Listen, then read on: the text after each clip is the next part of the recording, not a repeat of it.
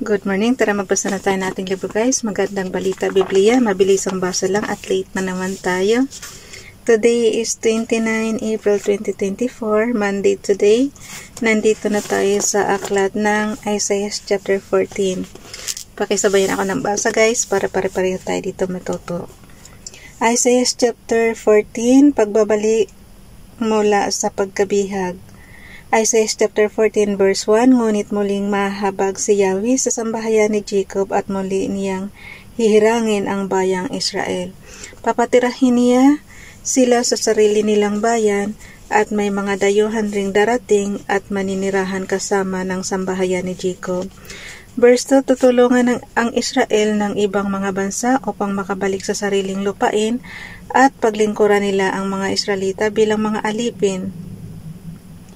Magiging bihag ng mga Israelita ang mga dating bumihag sa kanila at masasakop nila ang nooy nagpapahirap sa kanila. Verse 3, sa araw na pagpapahingahin kayo ni Yahweh sa inyong paghihirap, pagtitiis at pagkaalipin. Verse 4, hahamakin ninyo ng ganito ang hari ng Babylonia. Bumagsak na ang malupit na hari, hindi na siya makapang-aaping muli.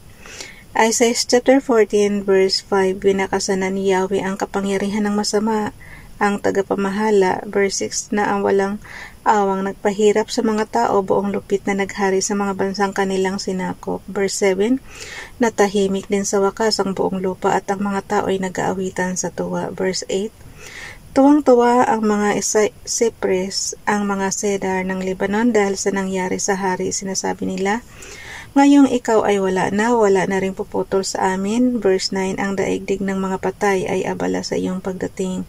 Ito'y naghahanda upang ikaw ay salubungin. Ginising niya ang mga kaluluwa upang batiin ka ng mga dating makapangyarihan sa daigdig.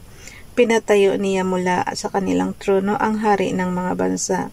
Verse 10, lahat sila ay magsasabi sa iyo, ikaw pala'y naging mahina ring tulad namin at sinapit mo rin ang aming sinapit. Verse 11, nooy pinaparangalan ka ng tugtog ng alpa, ngayon narito ka na sa daigdig ng mga patay.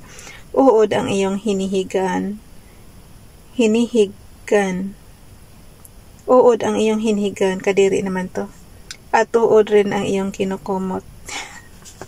Ano ba yan? Okay, ulitin ko yung verse 11.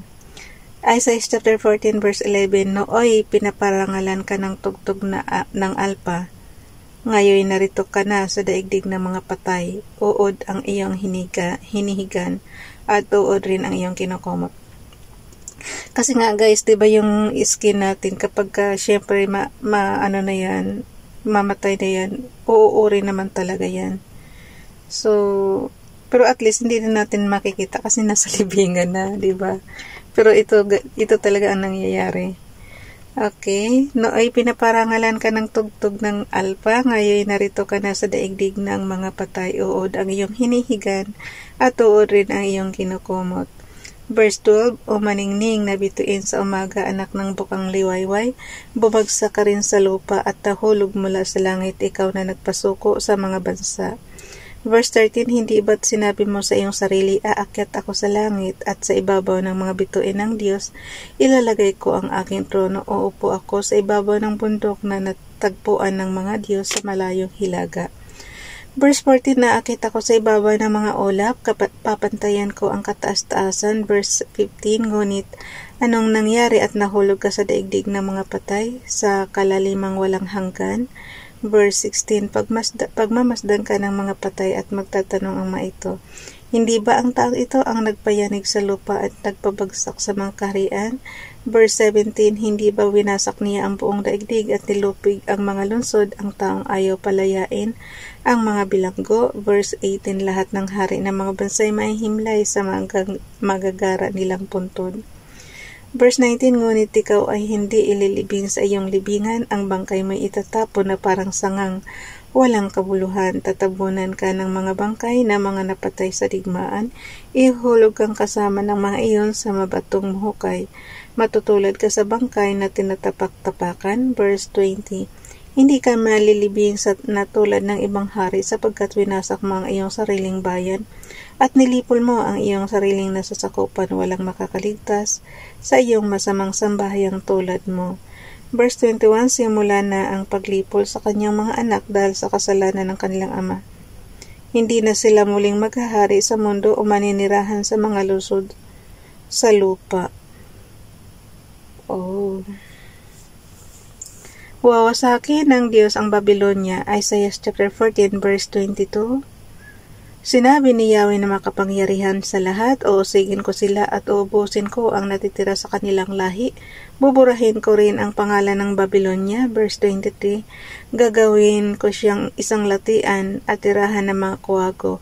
Wawalisin ko siya at pupuksain, sabi ni Yahweh na makapangyarihan sa lahat. Wawasakin ng Diyos ang Assyria. Guys, noong araw to nangyari yung propeta ni Isaiah. Wawasakin ng Diyos ang Assyria. Verse 24, sumampa si Yahweh na makapangyarihan sa lahat, mangyayari ang aking balak. Matutupad ang aking layon. Verse 25, lilipolin ko ang mga taga-Assyria. Sa aking lupain, dodorogin ko siya. Sa aking kabundukan, palalayain ko ang aking bayan sa kanilang pang-aalipin at sa mabigat na pasaning kanilang dinadala.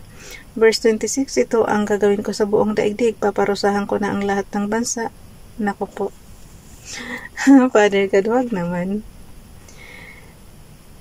Okay, verse 26. Ito ang gagawin ko sa buong daigdig. Paparusahan ko na ang lahat ng bansa. Verse 27. Sino ang tututol sa pasya ni Yahweh na makapangyarihan sa lahat? Sino ang pipigil sa kanyang pagpaparusa? Sino daw? Ngayon pa nga lang umaano na tayo. Nagsasabi na tayo na wag naman, Father God, mangyari yan ganyang paparusahan mo ang lahat ng bansa. Ano ba namang kinalaman namin sa mga kasalanan ng ibang bansa, di ba? Okay, wawasakin ng Diyos ang mga Pilisteo. Isaiah chapter 14 verse 28. Kasi sila guys, yung mga pinaparusahan na yan, sumasamba yan sa Diyos-Diyusan. Kung individual naman tayo, hindi tayo sumasamba sa Diyos-Diyusan, ba't tayo mapapasama sa wawasakin? Unfair naman masyado. Okay, wawasakan ng Diyos sa mga Pilisteo. Isaiah chapter 14 verse 28, ang mensaheng ito'y nahayag noong taong mamatay yun nga, sabi na sa'yo nung araw pa to Okay, verse 28, ang mensaheng ito'y nahayag noong taong mamatay si Hari Ahaz. Verse 21, huwag mo munang ipagdiwang bayang Filistia ang pagkabali ng pamalong inihampas sa iyo sapagkat sa lahi ng Ahaz maaring lumitaw ang ulupong at mag-aanak ito ng lumilipad na dragon.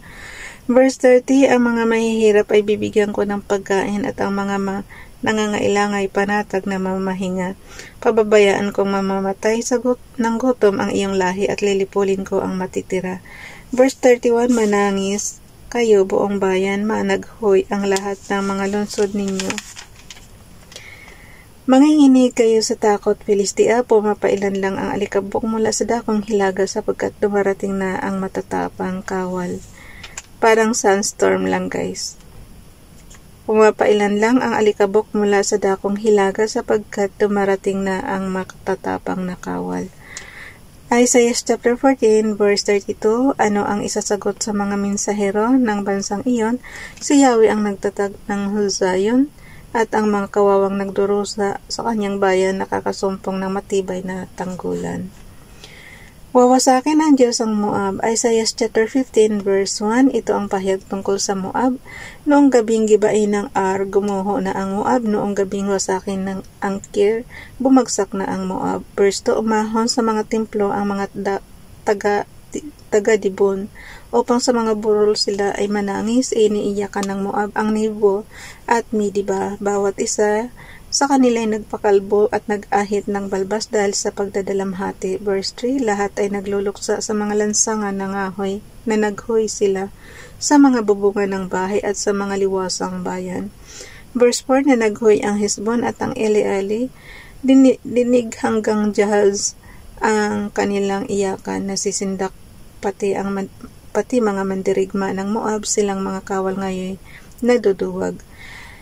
Isaiah chapter 15 verse 5, nahabag ako sa Moab, nagsisitakas ang kanyang mamamayan patungo sa lupain ng Zoar hanggang Eglat Cilicia. Lumuluha sila silang umahon sa gulod ng luhit, humahagulhol sa daang patungo sa Horonaim.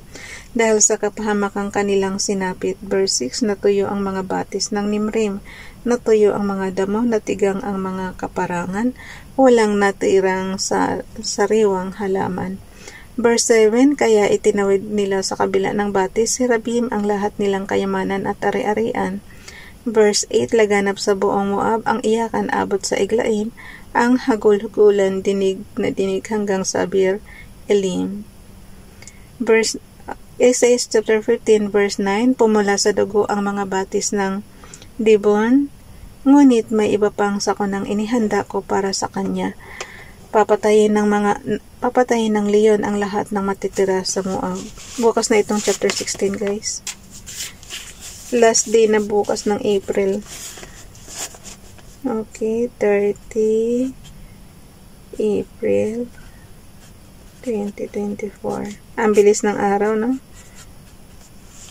Kahapon hindi ko na natapos yung ang dami ko pa palang nakalimutang bilhin. Kasi guys, pag uwi ka ng Pilipinas, ang dami mong aasikasuhin. Kaya yan. Ako talaga pagka kapos sa oras parati. So, ayaan mo na. Bye everyone. God bless.